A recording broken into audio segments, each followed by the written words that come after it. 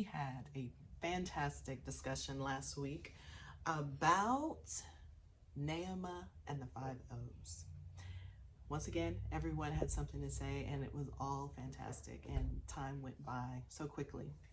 If you missed it, the 5 O's consist of order, opportunity, opposition, obedience, and outcome.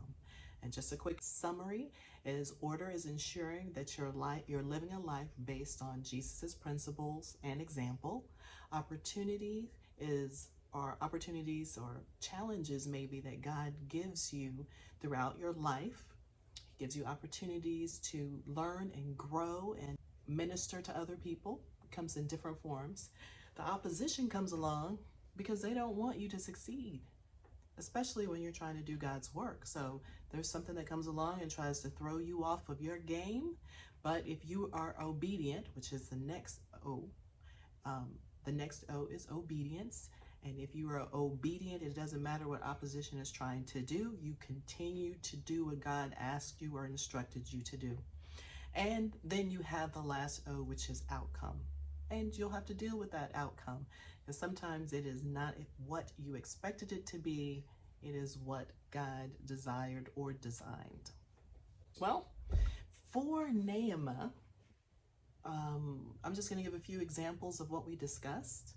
And for order, Nehemiah, along with Noah, this is Noah's wife that we're talking about, they lived a very godly life when others weren't exactly living the way they were supposed to. The opportunity came along because she supported Noah when God said, hey, I need you to build this boat, but the boat wasn't over water. So there was no rain during that time either. So she supported him during a time that was pretty interesting for him to be building a boat, a very large boat on land. The opposition came along in the fact that the world was so evil that God was about to destroy it. So you can imagine how they treated Noah and his family once he started building a boat. And the whole time Noah is preaching about God and how they need to change their lives around. And now he's building a boat. So you can only imagine the ridicule that he received. And then she had to minister to him, but not just him. Their sons were involved in this as well, and their sons' wives. So she was probably doing a lot of work to keep things together and to make sure that everyone's needs were being attended to so they could get their project done. Obedience. She was still obedient in spite of what it looked like. You know, she may have even had her doubts, and she had to get on her knees and pray about it and be strengthened by God as well. But it probably was pretty difficult to be ridiculed for what they were doing. So that opposition came in strong. And then in the outcome, it's a bittersweet outcome because they were saved, but so many people died. But they were saved, and not only them, but the animals as well. So if you had any other opinions or any other discoveries as you were reading or discussing this with even some of your family members, please feel free to add what you think that some of the O's were for Nehemiah's life down in the comments. This week, though, we are going to be discussing someone who is pretty familiar, Sarai. And this was before their names had changed to Abraham and Sarah. So we're talking about Sarai when they first got married. And as usual, I am going to read the Bible verses. This is going to be about a chapter and a half. If you already know the story or you just want to listen to it or read it from somewhere else, this is a great time to cut it off. Otherwise, here is the story of Sarai and Abram. And I will see you later on today during Walk and Talk. So this started taking place in Genesis 11. And this is the same chapter where the Tower of Babel took place.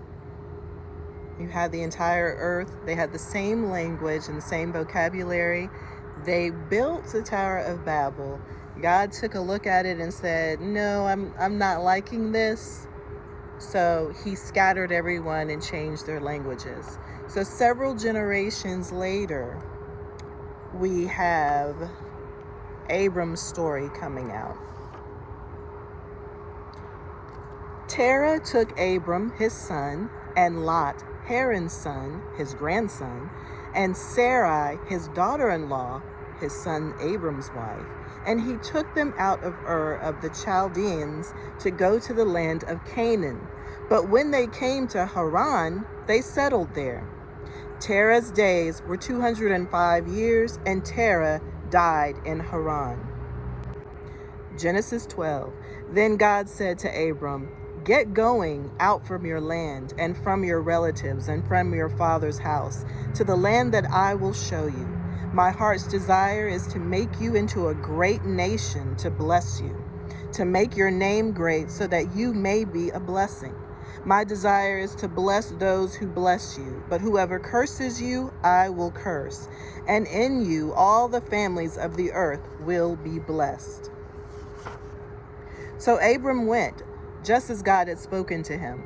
Also Lot went with him. And now Abram was 75 years old when he departed from Haran. Abram took Sarai his wife, and Lot his nephew, and all their possessions that they had acquired, and the people that they acquired in Haran, and they left to go to the land of Canaan. And they entered the land of Canaan.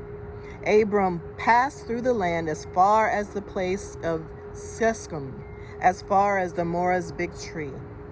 The Canaanites were in the land then. Then God appeared to Abram and said, "I will give you this land to your seed." So there he built an altar unto God who appeared to him. From there he moved to the mountain to the east of Bethel and erected his tent, with Bethel to the west and Ai to the east. There he built an altar to God, and he called on the name of God. So Abram kept on journeying southward. Now there was a famine in the land. So Abram went down to Egypt to live as an outsider there, because the famine was so severe in the land.